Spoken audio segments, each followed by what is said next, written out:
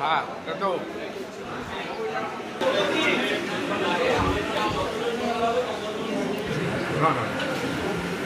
আপনি যাওয়ার আগে আমাকে একবার বলে যাবেন। হ্যাঁ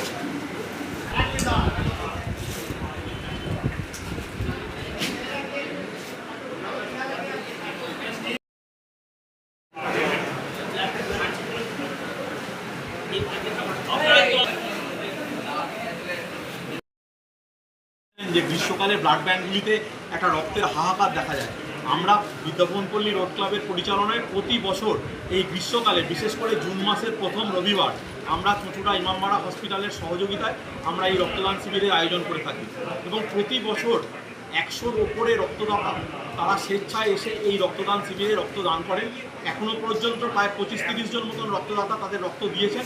আমরা এবারেও আশা করব যে আজকে 100 জনের ওপর রক্তদাতা আমাদের এই রক্তদান শিবিরে এসে রক্ত দেবেন।